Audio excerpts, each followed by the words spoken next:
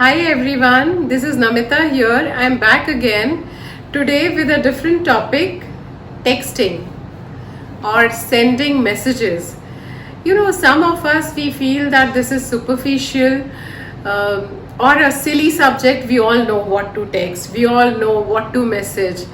At times, I feel this is something which kind of prevents from having a meaningful relationship, or we often make some of the mistakes in having a better relationship which otherwise we could have had. So the mistake number one, availability. Now when we talk about availability, so what all of us are going to say, what we do if somebody is sending us a message, what we do. At times he send me a message, now I don't feel like replying, or I don't want to reply because I want him to wait. I want her to wait for a while and then I'll reply back, because I want to show that I'm busy and I'll take time, because if I'm too available for him or if I'm too available for her, he may not value me or she may not value me. This is at times breaks our momentum. This at times breaks that flow which we are going in. So my advice to you all is, if you are there, if you are genuinely free at that moment, and if you are seeing that message, you must reply back at that very moment. Maybe after a few minutes, if you're going to get busy, you've got home to look after, you've got kids, or you've got other responsibilities, you've got to rush back to your work, you have to go for your yoga, you have to do whatever you need to do. You can tell that person that, okay, I need to rush. Even that is like, that kind of creates a spark between you two when you pick up the message and reply back, because it creates that momentum. There may be a possibility that the other person, when she is messaging you or when he is messaging you, the possibility is that he or she was free at that moment. That's true, and you're not liking it, because when he's going to be busy, only then he is supposed to message you, only then he's going to talk to you, is not really right. So we need to be careful about that. We should not break that momentum. Let it grow organically.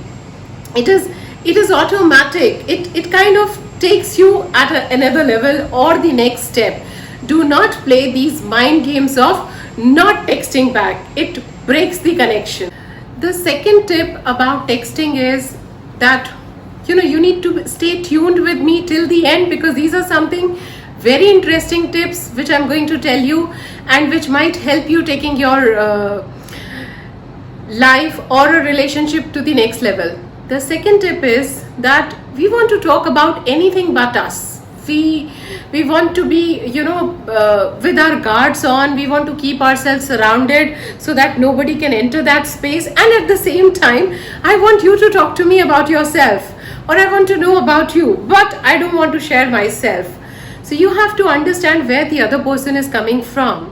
He or she would also be more interested in you rather than the monotony that you're talking about or you're living every day. So if she's asking you that, what were you doing last night, or where were you? So, you have two options. If you'd gone for a class, or if you were doing something, so you can say, okay, I'd gone for a singing class, and you can end it. Or you can say that I had gone for a singing class, though it's a little too late in my life, but still I'm learning. I want to learn something new or something different. Anything which is relating to you, or which is describing your characteristic as a person, who as a person you are, and how good you feel about yourself, or what you are from inside.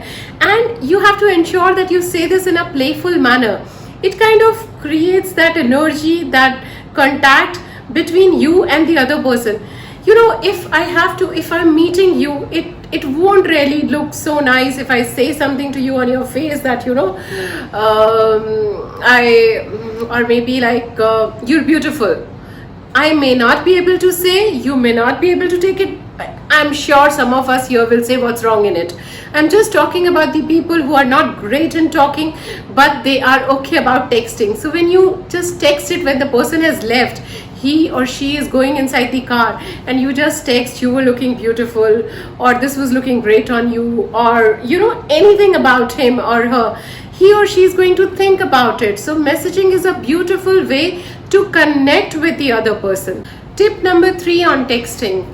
We are using different emojis. We are using different social media apps on chatting. We may be using Instagram, we may be using Snapchat, we may be using Facebook, or any other different social media channels for chatting. Every channel has a different energy to it, a different vibe to it, a different feel to it.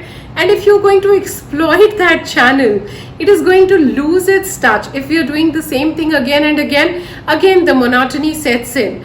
So we have to be mindful of that what we are doing and how long we are doing. There has to be a push and pull in texting. Then it is more attractive. Then it kind of takes you, or the ball keeps on rolling. Otherwise, one of you holds the ball and throw it behind. He or she is just not interested in that ball anymore. So what you can do is, you should not use everything together every day. You should keep few things for some special moments. Or maybe if you're talking, then you can just simply send a voice message. Maybe if by lowering the tone, by taking the pitch higher, if you're usually always talking in a lower pitch, or you're very humble, you can become the other way around. You can be in a little strong pitch. If you are always in a strong or controlling, then you should go on a little humble side.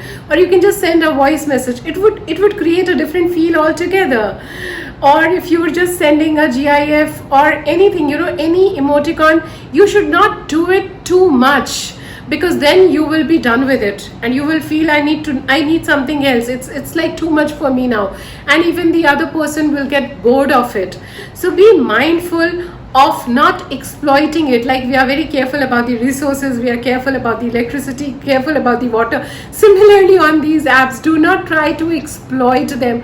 Do not try to use too much of them that they loses their charm. Tip number 4. At times we are going too slow. For example, I still remember one of these students coming up to me and telling me that, ma'am, I wanted to fly this kite. The kite was there, the thread was there, but the air was not there towards this girl's house. So why was it happening to him? Because he used to write, hi, hey, what's up? And she used to reply back, I'm doing good, what's up with you? And it just kind of carried on for almost 6 months with him and her. So why this was happening was because neither you want to take an initiative, nor she wants to take an initiative, or he wants to take an initiative. So sometimes when it's going on for long, you need to break that monotony. You need to take charge and you need to reply back to that person that, look, this is what it is. So are we meeting, or this is going to continue the entire life, or is it going to continue? Because you have to come on one side. So you have to take that initiative and close that chapter.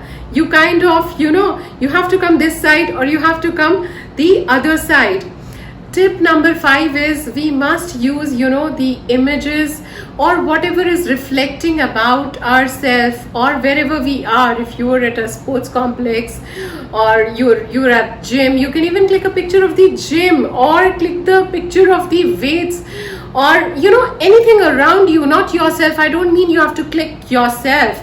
Even that is very very appealing, very attractive. So please follow these tips, and do not forget to like, share and subscribe to my channel below. Thank you.